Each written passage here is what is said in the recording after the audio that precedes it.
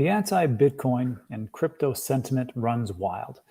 And what I really think about when I see these types of messages come about is that the people just need a little more help. And what I'm talking about today is there was a nice little Twitter account from Elizabeth Warren. This is Senator Elizabeth Warren from Massachusetts here in the United States. And she has made it her rally cry to build an anti-crypto army. So we've seen this before, and we'll probably see it again as different senators and congressmen and women start to rally against crypto. And when I see these things, I just think to myself, how did these things go so wrong? Because Elizabeth Warren was pretty anti-bank for the longest time. And I think she still is. But you have to understand, the problem with politicians is that they're politicians. Just kidding. Really what it comes down to is this. She has to get reelected. Her constituents come up to her and say, look, I have a problem with FTX, with BlockFi, with Voyager, with Celsius, or whatever it is, and I got ripped off. And you hear these things and you say, okay, I'm going to protect the little guy and I'm going to go against crypto. And I think there's a problem when somebody like Elizabeth Warren, who has done so much to rally against the banking sector, and then she hears these things and go, okay, this is the same thing. I need to help out my constituents so I can, A, help people, and B, get reelected.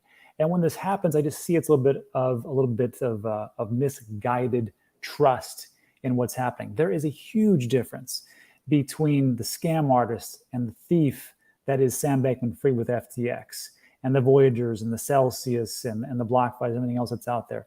There's a huge difference between that and an actual legitimate project such as Bitcoin and other crypto products that actually have real utility. And the thread just kind of goes over what she's going to do. I'm going to skip over that. That was actually pretty funny right there.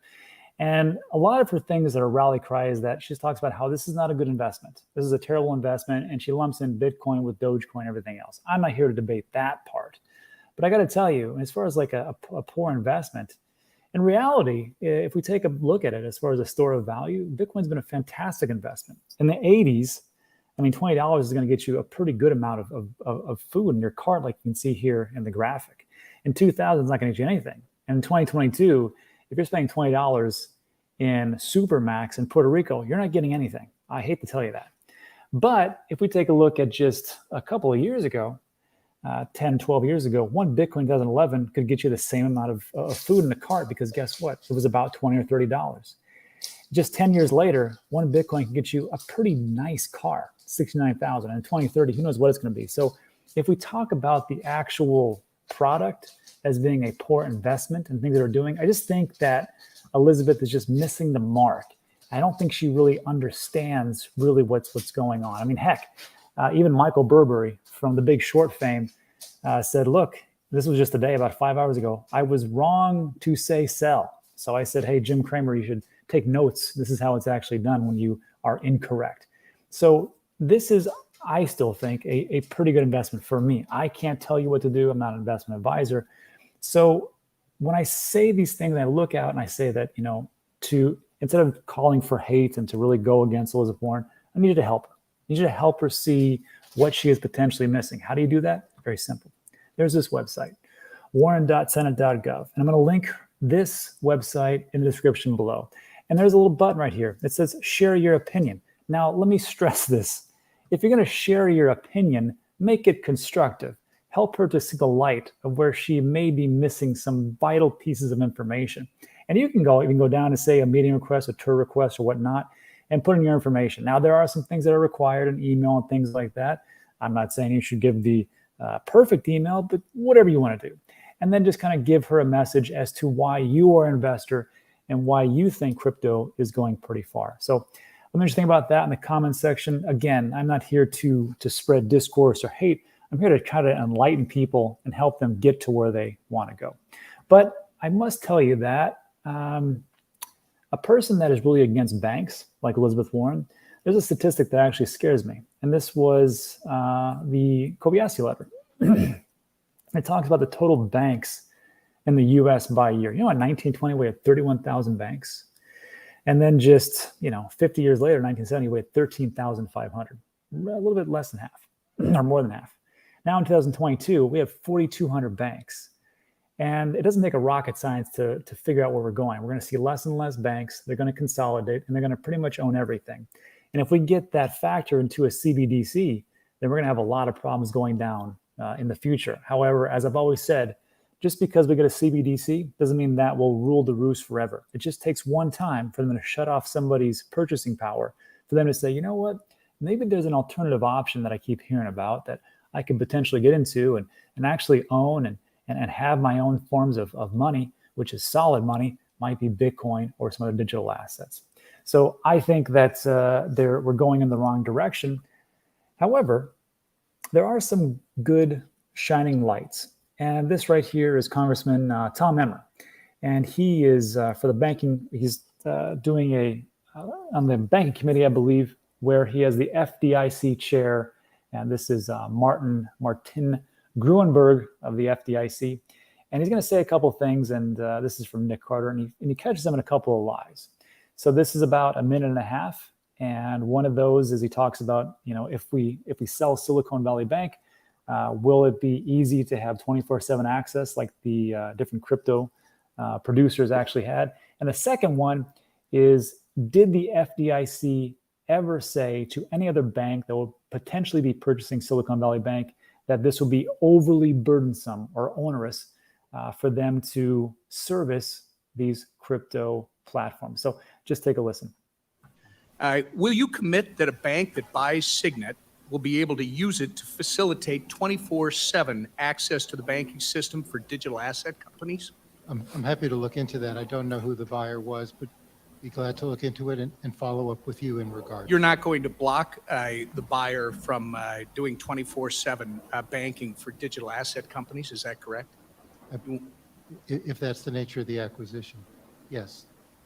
And will you commit that a bank that buys Signet, or the bank that did, will be able to onboard new digital asset customers?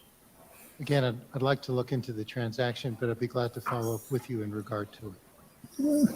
When the FDIC sold off Silicon Valley Bank's deposits to First Citizens, did that include deposits from any digital asset firms or VCs in the digital asset space? I believe all of the deposits from the failed Silicon Valley Bank were transferred to First Citizens. Including the digital? All of them, yes. Were all of SVB's deposits from digital asset businesses, again, transferred to Citizens? That's what you're saying? My understanding, First Citizens assumed all the deposits. Has the FDIC ever communicated implicitly or explicitly, sir, to any banks that their supervision will be more onerous in any way if they take on new or maintain existing digital asset clients? No. Thank you. So yeah, there is some shining light out there. It looks like there are some people out there fighting for the little guy, the crypto and digital asset investor. And then just to get to the point of what was said here by Martin Gruenberg, where he said, no, we would never say that it's overly burdensome to do any kind of banking with crypto and digital assets. This is from the FDIC website itself.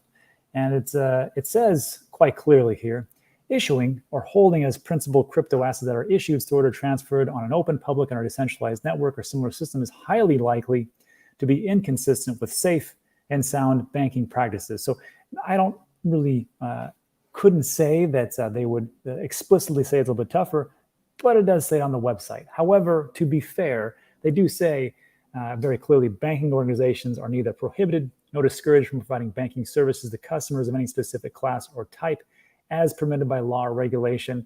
But again, on the flip side, they're saying you could do it. It just ain't going to be easy. So let me just think about that. And to finish up, there are some good pieces of information. This is from Seeking Alpha, New Bull Market is Born. And they just go over some little highlights of why they think that a bull market is here already. And it said here that the NASDAQ 100 is now in a bull market. And I was thinking to myself, I'm like, is it really in a bull market? But right here, it says it pretty clearly. You're setting yourself up for one of the best quarters in the NASDAQ 100 since 2020. And we're going to see as far as like percentage gains. And that got me thinking like, well, how far off are we for NASDAQ? And I took a look and first of all, just go to a day. Looking pretty good, quite honestly. Over 5 days, all right, now we're talking. 1 month, yeah. 6 months, still pretty good. And then we take a look over 5 years, still pretty darn good, even if we take a look at the peak. So if we're taking a look at price action, things are moving in a direction which I didn't think we would really see. This is why I dollar cost average, because I'm not here to time the market perfectly. I'm just here to be a participant. And what has that done for the market itself? Well, it was pretty good today. A little bit of a drop off. I think we hit around 29,000. Now we're down to almost 28,000.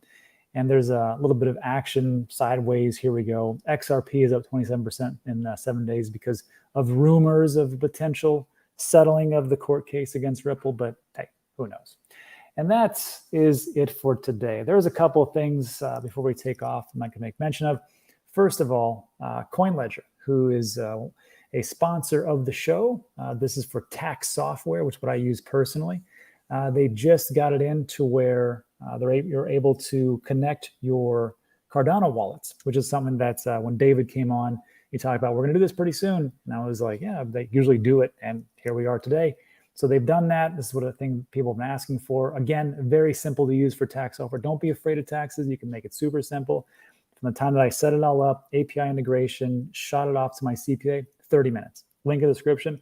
I even show you how to do it. And lastly, we had a great episode. It was really fun, actually, today. It was me, Ben, and Guy, Coin Bureau, and in the Cryptoverse. And we went over just a plethora of different things, different stuff that we talked about. The Binance lawsuit, Shanghai upgrade, the altcoins that we are getting into, and Ben's comments about that, the Fed and fundamentals, and then, of course, the world reserve currencies, as we see the dollar is being trifled off, and looks like China is coming to the action. And Guy had a really good insight in that. So I will link that at the end of this video and also in the description, but that is it for today. So look, if you like today's video, give it a thumbs up, consider subscribing. Everything we talk about is time sensitive, but that's it for today. Thanks so much. I appreciate it, and I'll see you on the next one.